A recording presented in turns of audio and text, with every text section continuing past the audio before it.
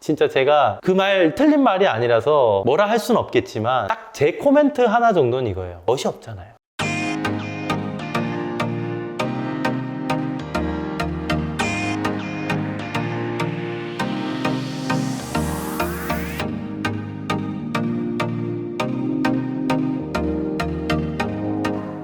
네, 안녕하세요. 이도혁 건축가입니다. 오늘 제가 세종시 장군면에 나와 있습니다. 오늘 주택은 경량 목조주택입니다. 저희가 한 4개월, 5개월 정도 걸린 것 같아요. 5개월 걸쳐서 저희가 완공을 시켰고요. 총 건축공사비 3억 5,300만 원의 부가세 포함된 금액으로 완공이 되어졌습니다. 이거는 총 금액이라기보다는 순수 건축비라고 보시면 좋을 것 같아요. 설계비나 가구비나 조경비, 담장비는 다 빠져 있습니다. 많이들 착각하시는데 순수 건축비로만 인식해 주시길 바라겠습니다. 지금 한번 바로 설명드릴게요. 따라오시죠. 안녕하세요. 홈티류 임성재입니다. 오늘은 세종주택에 나와 있습니다. 지금 제가 서 있는 곳은 세종주택에 진입하는 대문인데요. 지형의 특성상 도로에서 가장 높은 곳으로 대문을 만들어서 이렇게 올라가게끔 설계가 되어 있습니다. 만약에 대문이 도로 아래쪽에 있었다고 하면은 이 계단의 단수가 상당히 많아졌겠죠. 그래서 제일 합리적으로 이 계단의 동선을 짧게 하기 위해서 도로의 가장 높은 부분을 이용을 해서 집에 대문을 만들었다, 이렇게 이해하시면 될 것 같고요. 일단 들어오시면 석재로 마감을 했어요. 그리고 양쪽의 공벽들은 부겁과 노출 미장을 했고요. 전면에서 주택을 보시면 마치 오른쪽이 현관이고 거실이 있고 2층에 방이 있는 것처럼 이렇게 구성이 되어 있어요. 근데 실제로는 여기가 현관이 아니고 다용도실을 통하는 문입니다. 실제로 현관은 이따 설명드릴 도로의 제일 낮은 부분, 지하주차장 진입하는 쪽에 이 주택의 현관이 있다는 거 이따 설명을 드리도록 하겠습니다. 좀 더 가까이 가서 한번 보실게요. 좀 가까이 와봤는데 톤이 비슷합니다. 그레이톤 소프트 화이트의 스톡플렉스가 시공이 되어 있고, 그레이톤의 롱브릭 타일이 시공이 됐고, 비슷하게 톤을 맞춰서 석재 데크가 설치가 되어 있어요. 가까이 와서 브릭을 조금 더 설명을 드리면, 겉에서 보면 사실 이게 벽돌로 도적이 된 건지 붙이는 형태로 타일인지 분간하기 어렵습니다. 미루어 짐작했을 때 스톡플렉스 면과 모노롱 브릭이 붙어있는 면이 같기 때문에 조적이 아니고 파벽이라고 예측할 수 있는 정도죠. 벽돌로 하고 싶으신데 비용을 좀 절감할 수 있는 방법, 그리고 느낌은 그대로 살릴 수 있는 하나의 방법이고 대안이지 않을까 싶고, 실제로 보시는 것처럼 전혀 타일로 붙였다는 느낌이 들진 않습니다.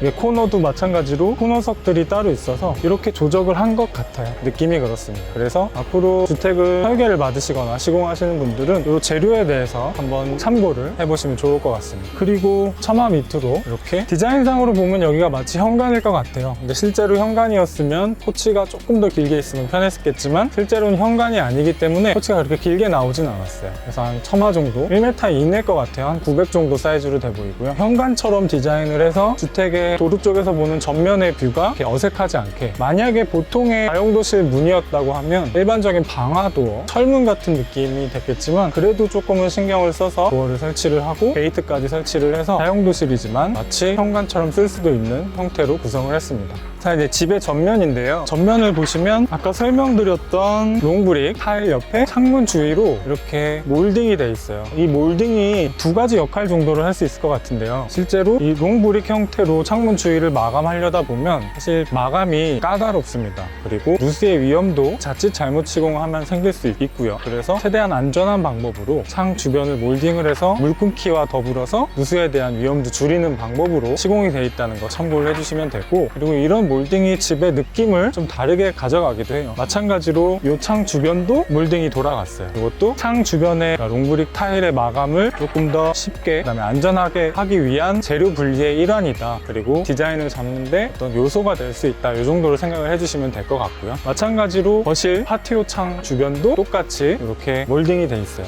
그리고 상부를 잠깐 보시면 목재 마감이 돼 있고, 페이샤는 검정색 페인트 칠을 했어요. 지붕재의 색깔이 어둡기 때문에 이 페이샤의 색깔도 어둡게 칠해가지고 톤을 맞춘 거죠. 지붕재의 색깔과 맞춰서 페이샤의 톤을 어둡게 칠해서 톤을 맞췄다 보시면 되겠습니다. 이게 지금 전면에 외장에서 보이는 재료의 특성들이고요. 아까 제가 설명드린 것과 다르게 위에를 보시면 창문 주변에 몰딩이 없어요. 1층과는 다르게 2층에는 롱브릭 타일이 설치가 되어 있지 않기 때문에 재료의 마감 혹은 재료의 분리를 할 필요가 없어요. 그래서 1층과 다르게 몰딩을 하지 않았다, 이렇게 이해를 해주시면 될 것 같고, 물론 그럼에도 불구하고 2층에 몰딩을 해도 됩니다. 물 끊기를 하셔도 되고, 다만 전체적으로 볼록볼록하면 조금은 어지럽게 느껴지실 수도 있고, 혹은 없는 상태에서 한두 개 있으면 단조로움을 좀 탈피할 수도 있는 디자인 요소로 봐주셔도 좋을 것 같다는 생각이 들고요. 그리고 마지막으로 전체적으로 집의 옆면을 한번 같이 살펴보실게요. 도로하고의 단차가 상당하기 때문에 여기서 보면 높이가 상당합니다. 그래서 이렇게 철제 난간이 시공이 되어 있고, 옆부분을 보시면 마찬가지로 창문 주변에 롱브릭과 재료 분리를 위해서 이렇게 몰딩이 되어 있다, 이해해 주시면 될 것 같고, 여기도 마찬가지로 작은 창임에도 불구하고 이렇게 한 건 재료 분리 때문이다. 자, 이렇게 해서 집을 한번 둘러보셨어요. 전체적인 특징은 그레이톤의 석재 데크와 롱브릭 타일, 그리고 타일 마감을 깔끔하게 하기 위해서 창문 주변에 몰딩을 설치했다는 거, 그리고 돌 회색의 지붕재 싱글하고 색감을 맞춰서 페이샤도 검정색으로 칠을 했고, 조금 따뜻한 느낌이 나는 목재 루바로 마감을 해서 전체적으로는 톤이 차분하고 깔끔한 느낌을 주고 있다. 그게 이제 이 집의 인면의 포인트라고 볼 수 있고, 현관이 1층에 없다, 그러니까 현관처럼 보이는 건 다용도실이었다, 이렇게 봐주시면 될 것 같습니다. 그러면 현관이 어디 있는지 한번 가서 같이 한번 살펴보실게요. 도로 쪽 낮은 쪽으로 내려와 봤어요. 실제로 위에 설명드린 대로 현관이 없기 때문에 현관이 어딨나 찾아보러 내려왔는데요. 보시면 도로 낮은 쪽에서 현관이 있습니다. 바로 지하 주차장 왼쪽으로 현관이 있는 거예요. 지하에 현관을 두고 1층에 올라왔을 때는 굳이 현관을 만들지 않는다, 그래서 동선을 하나로 단축을 시키겠다, 이런 뜻이었고요. 보시면 현관, 그리고 지하 주차장 셔터, 오버헤드 도어가 설치가 돼 있고, 그다음에 외장은 1층에서 봤던 것과 동일하게 롱브릭 타일입니다. 타일 붙이는 형태로 타일로 시공이 됐고, 표면 이제 발스 코팅을 한 상태예요. 겉에서 봤을 때는 되게 심플하게 구성이 되어 있고요. 실제로 재료를 보시면 조적이 아니고 타일을 붙였기 때문에 크게 비용이 발생하지 않고, 셔터 또한 일반적인 오버헤드 도어를 설치를 해서 아주 과하지 않은 비용으로 지하주차장 전면부와 현관을 마감을 했다, 이렇게 보시면 될 것 같습니다.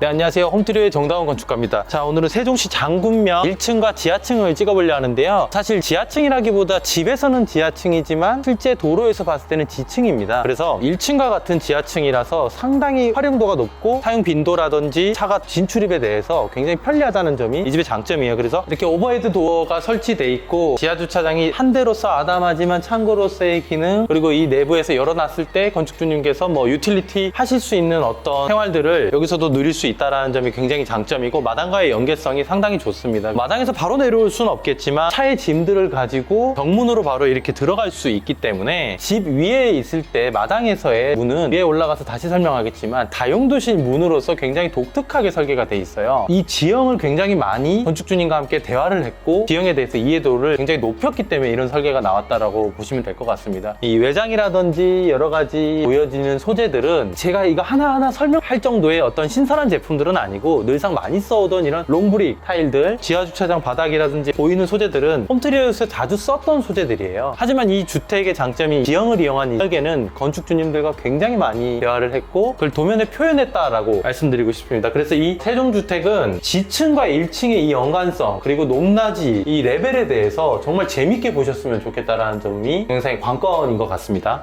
지금 이제 현관문을 따라서 정문이죠. 이 주택의 정문으로 들어왔습니다. 정문은 지하와 연결이 돼 있기 때문에 1층으로 이렇게 올라가는 계단인데, 지하층은 아까 전에 16평이었고 올라가는 1층은 20평이라고 보시면 돼요. 그래서 총 지하층과 1층의 면적은 36평 정도라고 보시면 좋을 것 같고요. 계단이 조금 협소해 보이지만 이 30평 주택에 많이 쓰는 계단의 각도와 폭 정도라고 보시면 돼요. 그리 넓지도 그리 좁지도 않은 편안한 계단이라고 보시면 좋을 것 같고요. 올라오자마자 여기 활용도 높게 지하층에서 화장실이 없기 때문에 올라오자마자 화장실을 중심부에 배치했다는 점, 이 점도 지하와의 연계성을 염두에 뒀다라고 보시면 좋을 것 같고, 화장실은 크게 뭐 제가 설명드리기보다 이 건축주님께서 어떤 성향 자체가 굉장히 심플하세요. 그래서 내부는 소재보다는 아까 전에 말씀드렸던 이 지형을 이용한 이 설계가 얼마나 재밌는지 이 중점을 두시고 보는 게 제일 좋을 것 같습니다. 이렇게 화장실이 중심부에 있고, 실제 지금 1층으로 올라왔는데 1층으로 올라오면 이 주방과 거실이 합쳐져 있는 상태라고 보시면 돼요. 건축주님께서 1층만큼은 아무런 실도 없이 그냥 나 자유롭게 마당과 연계하고 싶어, 그리고 이쪽 윈도우 시트가 굉장히 큰 하이라이트인데 이쪽에 앉아서 저쪽으로 바라보는 저 노을 풍경들은 건축주님께서 아까서 오셔가지고 저한테 엄청 자랑하셨어요. 이쪽에 집 들어서면 어쩌나, 저 노을을 봐야 되는데. 어쩔 수 없이 집은 들어오겠지만 하늘에 있는 노을과 함께 바깥에서 이 집이 보여지는 풍경 또한도 굉장히 장관일 것 같다 같다라는 생각이 듭니다. 집 내부에서는 이 윈도우 시트와 함께 대형 창들을 이렇게 이용할 수 있었던 건 바로 이건 창호에 3중 유리 시스템 창호를 설치를 했기 때문이에요. 이렇게 과감하게 뷰를 위해서 투자하시는 것도 건축주님들께 많이 추천드립니다. 다른 동영상들이라든지 블로그나 카페의 글들 보면 창은 무조건 조그만하게 작게 단열 1층 진짜 제가 그 말 틀린 말이 아니라서 뭐라 할 수는 없겠지만 딱 제 코멘트 하나 정도는 이거예요. 멋이 없잖아요. 저는 건축주님들이 좀 멋있었으면 좋겠거든요. 연배가 드심에 따라서 당연히 멋과 우리 흔히 말하는 허세는 조금 줄기 시작하지만 연배가 들어가면서 느껴지는 어떤 연륜과 함께 풍류들은 이런 집에서 느껴지는 이 여유로운 공간감들을 통해서 좀 표현을 하셨으면 좋겠어요. 그런 글들 보다 보면은 집이 그냥 창문도 없고 막 극단적으로 가기 마련이에요. 그래서 단열재의 어떤 성능에 너무 집착하셔서 얼마 차이가 나지 않는 단열값을 좀 더 높여보려고 건축주님들께서 엄청난 투자를 하시거나 과투자를 하시게 되는데, 사실 이런 집을 소유를 하게 되거나 여기에 살면서 지내게 되면요, 이 건축주님께서 누굴까, 또 어떤 이런 풍류들이 느껴지는 장치들을 통해 개인의 캐릭터가 살아난다 할까요? 왜 자꾸 이런 말을 길게 하냐면은 주택은 좀 멋있었으면 좋겠다라는 게 제 개인적인 의견이에요. 저도 단열적인 성능 좋았으면 좋겠고 창호에서도 결로현상 안 생겼으면 좋겠으나, 이렇게 세상이 발달해 있는데도 삼중유리에서 결로현상이 아예 발생이 안 됩니다 라고 얘기하긴 힘들어요. 유리라는 소재 때문이에요. 이거 건축주님들께서는 전원주택을 보셨을 때는 이 세종의 장군명 건축주님처럼 이런 마당 생활과 함께 느껴지는 풍류들을 많이 느끼셨으면 좋겠다라는 게 제 생각입니다. 자, 제가 윈도우 시트에서 얘기가 길었는데 이쪽에 보시면은 파티오 창 하나, 여기 열리는 또 개폐 창들 이렇게 크게 나와 있는데, 지금은 마당 식재들이 베이직하게 깔려 있지만 조금 있으면 더 화려하게 꾸며질 텐데, 안쪽에서 내가 볼 수 있는 마당의 조경이라든지 또 바깥쪽에서 내가 놀고 있을 때, 그리고 뭔가 여가 생활하고 있을 때 다시 이쪽으로 진입할 수 있는 이 구조에 대한 여유로움과 자유로움이 굉장히 대단한 집이라고 말씀드리고 싶어요. 쉽습니다. 바로 들어와서 그냥 열고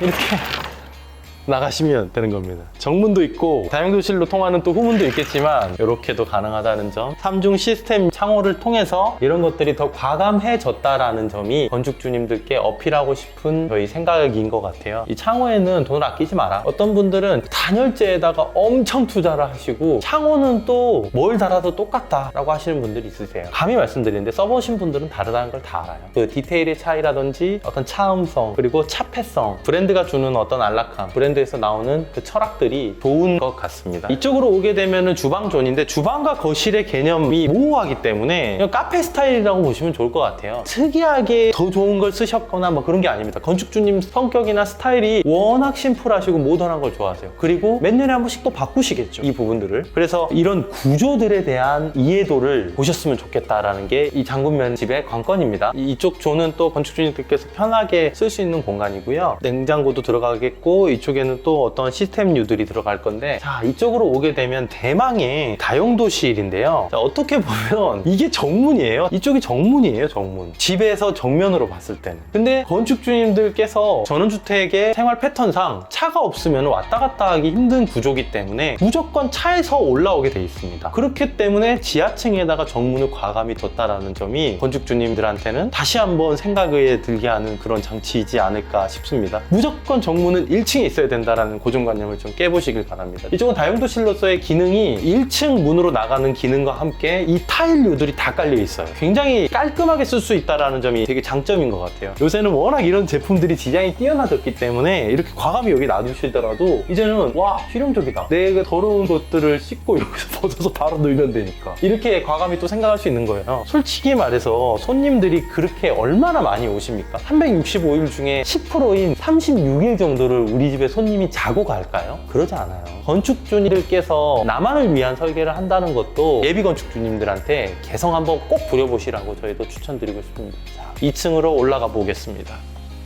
네, 제가 이제 2층부터 좀 설명을 좀 드릴게요. 이제 2층 같은 경우에는 1층의 공용공간과는 다르게 2층을 설계할 때는 손님을 맞이하는 공간이 아니라 약간 프라이빗한 공간으로 저희가 설계를 주로 진행하게 되어집니다. 그래서 가장 특징적인 공간들은 아마 이 복도일 거예요. 많은 사람들이 방에 대한 면적들은 다 생각을 하는데, 이 이동 공간, 복도로 가는 공간들은 거의 생각을 안 하세요. 이 공간이 많으면 많을수록 데드스페이스라고 부르죠. 그래서 이 공간과 연계되는 다른 실을 만들던지 아니면은 확실하게 이동만을 위한 공간인데, 이 이 부분을 줄여주던지 하는 것들이 설계의 핵심일 거예요. 이제 한 부분씩 좀 뜯어가면서 설명을 좀 드릴게요. 자, 여기는 이제 계단실이잖아요. 가장 많이 하는 난간이 보통 단조 난간이라고 하는데 철제로 주물을 짜는 형태인데 거의 좀 차가운 느낌이에요. 그래서 모던한 느낌이나 젊은 주택 같은 경우에는 괜찮은데 내가 차가운 느낌이 싫다, 그래서 나무의 느낌이 좋다 하시면요, 나무 난간도 괜찮아요. 아무런 문제 없습니다. 이거는 진짜 취향적인 부분이기 때문에 건축님들이 원하시는 느낌대로 선택을 하시면 되세요. 그리고 이런 나무들이 좀 뭐 색상이 좀 진했으면 좋겠다 하시는 분들은요, 오일 스텐 매기면 돼요. 근데 어차피 이 자체로 쓰는 것이 아니라 오일 스텐을 다 매기기 때문에 먹이면 먹일수록 좀 더 진해진다. 하지만요, 좀 올드한 느낌보다는 처음에 좀 이렇게 밝은 느낌으로 쓰시다가 뭐 1년 뒤, 2년 뒤에 한 번씩 먹여주시면 되세요. 그리고 이 위에 보시게 되면은 조명이죠. 보통은 계단실 등에 포인트 조명이라고 해서 좀 주렁주렁 샹들리에를 달기도 해요. 근데 이것도 정말 좀 취향적이에요. 뭐 이게 정답이냐 아니냐를 논하기보다는 지금처럼 이 매립등으로 해서 깔끔하게 하거나 또 이런 포인트 조명 하나 정도만 넣으시는 분도 계시고, 아니면은 정말로 샹들리에 같은 것들의 포인트 등의 계단실 등을 하시는 분도 계세요. 이거는 취향적인 부분이니까 여러분들이 맞춰가지고 진행을 하시면 되고요. 다만 이런 포인트 등이나 샹들리에 등 같은 경우에는 가격이 저렴하지 않습니다. 기본적으로 30, 40만 원 정도의 금액이 되기 때문에 이거는 좀 예산을 보시고 좀 적립하시면 좋을 것 같아요. 계단실에 올라오시면 바로 있는 실이 이제 화장실이죠. 화장실은 큰 특징이 없어요. 기본적으로 구성되는 것들이 샤워 부스나 변기, 세면기, 거의 아파트의 기본형 사이즈라고 보시면 좋을 것 같아요. 2층 화장실에다가 수입 타일이나 고가의 타일을 내가 하겠다 하시는 분들이 계신데요. 보통 좀 고급 라인들은 1층의 공용 쪽, 손님들을 좀 많이 맞이하고 메인으로 쓰는 곳들을 고가 라인으로 아니면 또 내가 좀 좋게 하시는 게 좋고요. 2층 같이 나만 쓰는 곳, 우리 가족만 쓰는 곳 같은 경우에는요, 그냥 기본 이상 타일만 하셔도 괜찮습니다. 여기에는 좀 독특한 느낌이 있는데,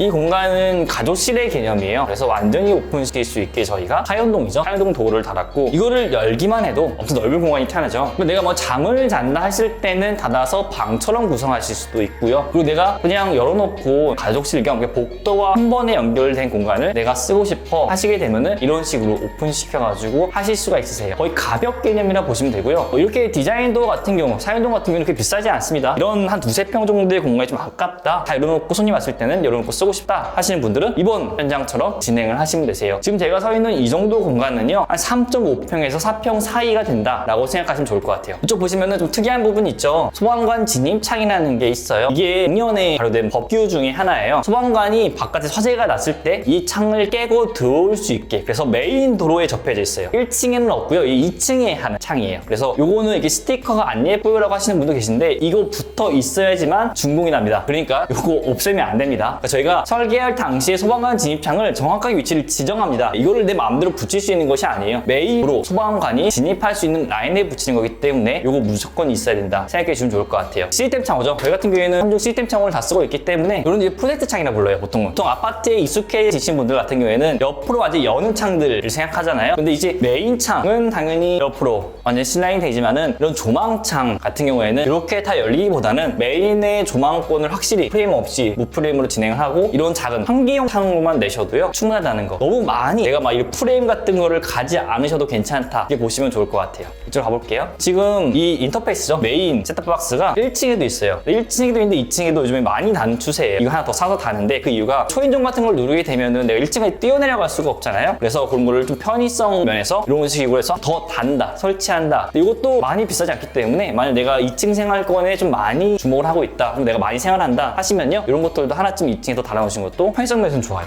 2층 작은 방인데요, 이 방 같은 경우에는 한 3.5평 정도 되는 공간이고, 좀 특이점이라고 하면은 바로 이 공간이에요. 층고가 좀 다운이 됐죠. 보통 1층의 층고는 1.7m, 그리고 2층의 실측 층고는 2.4m 정도로 잡습니다. 목조주택은 다 기본형일 거예요. 하지만은 이제 이런 시스템 에어컨의 두께가 30cm, 40cm 정도 됩니다. 얇지 않기 때문에 이 정도의 공간을 다운시켜줘야 돼요. 그러니까 이 공간이 내가 싫다, 난 무조건 그냥 플랫하게 평면으로 가야 된다 하시는 분들은 이제 벽걸이를 다셔야 돼요. 근데 내가 벽걸이 좀 싫어, 나는 무조건 시스템 에어컨 하실 거야 하시면요, 목조에서는 이런 식으로 약간 다운시켜서 진행을 하셔야 돼요. 지금은 간접 조명을 안 넣는데 내가 좀 더 디자인 러블하게 하고 싶다 하시는 분들이 위해 간접 조명을 넣으셔가지고 좀 더 예뻐 보이게 만드시는 분도 계세요.